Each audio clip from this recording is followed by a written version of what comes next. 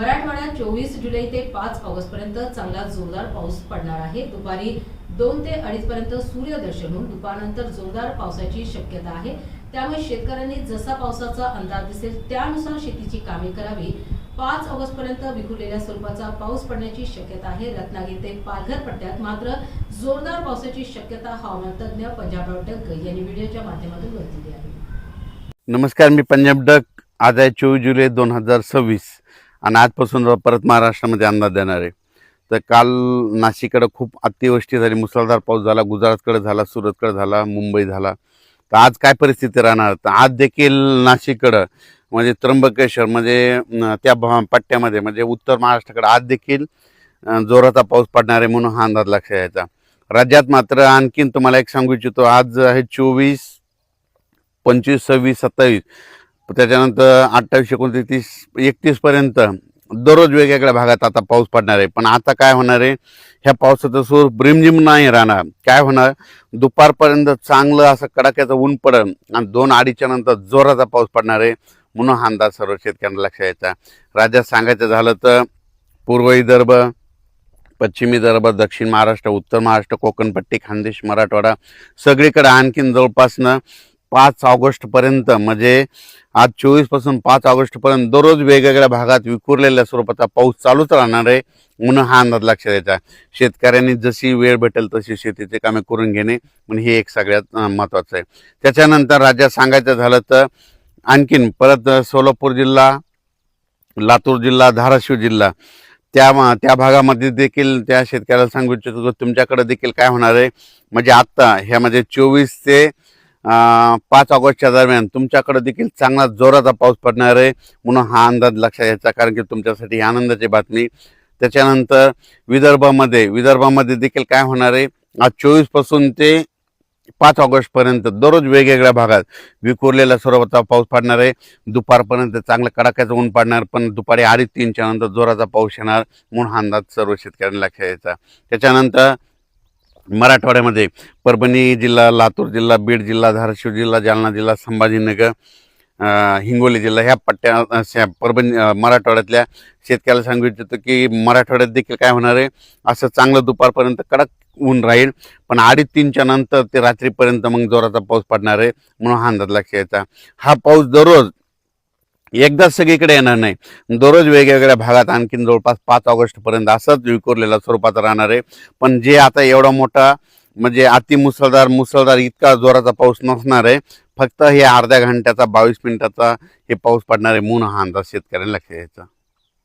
तर आता जास्त पाऊस कुठं पडणार आहे तर तुम्हाला एक सांगू इच्छितो, जास्त पाऊस सांगायचं झालं तर म्हणजे कोकणपट्टीपासून ते पालघर म्हणजे रत्नागिरी पासून ते पालघरपर्यंत तिकडं मात्र पावसाचा जोर असाच कायम राहणार आहे 31 ऑगस्ट पर्यंत, आपलं 31 जुलैपर्यंत म्हणून हे अंदाज लक्षात यायचा। म्हणजे रत्नागिरी, पुणे ते कोकणपट्टी घाटमाता ते पाऊस चालू राहणार आहे।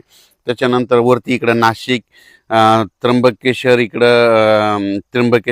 त्याच्यानंतर नंदुरबार जिल्हा विशेष म्हणजे तिकडे आतापर्यंत पाऊस कमी पडलेला आहे, पण त्याच्यामध्ये आता ह्या 5 दिवसामध्ये नंदुरबार जिल्हा, धुळे जिल्हा, जळगाव जामोद घाटाच्या खाली, बुलढाणा इकडं, अचलपूर, त्याच्यानंतर अमरावती, मोर्शी ह्या पट्ट्यामध्ये काय होणार आहे, परत एकदा ह्यामध्ये 4-5 म्हणजे 24 पासून ते 5 ऑगस्टच्या दरम्यान काही ठिकाणी मुसळधार पाऊस पडणार आहे म्हणून हा अंदाज लक्षात घ्यायचा।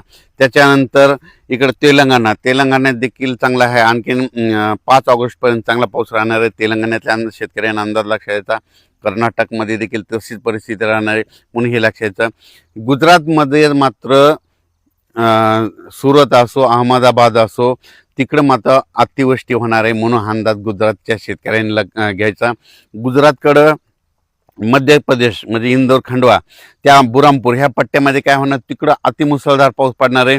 त्याच्यामुळे काय होणार आहे, मग त्याच्या बाजूला मराठवाडा लगत आहे, सीमा लगत आहे, मग त्याच्यामुळं मराठवाड्यामध्ये त्याच्या महाराष्ट्र लगत आहे, तर बुरामपूरच्या बाजूला मग जळगाव जामोद येतं, इकडं अचलपूर येतं, परतवाडा येतं, त्याच्यानंतर इकडं रायवेर येतं, तिकडं नंतर पाचोळा, भडगाव हे जळगाव जिल्ह्यामध्ये काय होणार, मध्य प्रदेशमध्ये मुसळधार पाऊस पडणार असल्यामुळं जळगाव जिल्हा, धुळे जिल्हा, नंदुरबार जिल्हा, अमरावती जिल्हा, बुलढाणा जिल्हा घाटाच्या खाली म्हणून ह्या परिसरामध्ये मात्र मुसळधार पाऊस पडणार आहे ह्या 5 दिवसामध्ये म्हणून ही अंदाज लक्षात यायचा. त्याच्यानंतर नागपूर, भंडारा, गोंदिया, चंद्रपूर, यवतमाळ, वाशिम, हिंगोली, नांदेड ह्या परिसरामध्ये देखील त्या शेतकऱ्याला सांगू इच्छितो की आता म्हणजे 24 तारखेपासून ते 5 ऑगस्टपर्यंत दररोज एक दिवस आड तिकडे देखील असाच पाऊस चालू राहणार आहे. एकदम पाऊस बंद होणार नाही म्हणून हा अंदाज शेतकऱ्यांनी लक्षात यायचा. आणखीन जर खूप मोठा पावसाचा जर अंदाज सांगायचा झाला तर आणखीन ऑगस्टच्या मात्र 10 ऑगस्ट ते 15 ऑगस्ट ते 30 ऑगस्टच्या दरम्यान पुन्हा एकदा असा जोराचा पाऊस महाराष्ट्रामध्ये येणार आहे. त्याची तारीख आपण नंतर देऊ. ते पण त्या भागात राहणार आहे ते देखील डिटेल देण्यात येईल.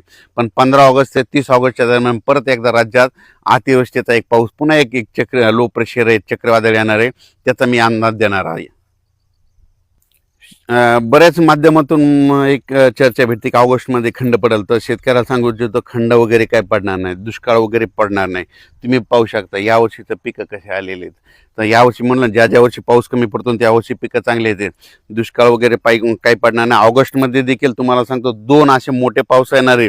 जसा आता मुंबईकडे पडला, गुजरातकडे पडला, तसेच आणखीन ऑगस्टमध्ये देखील 2 पाऊस येणार आहे. पण ते आता जागा चेंज करणार आहे. आता मुंबईकडे झाला आता त्याची जागा चेंज राहणार आहे. त्याचा अंदाज पुढच्या अंदाजामध्ये दिला जाईल म्हणून हे देखील लक्षात यायचं.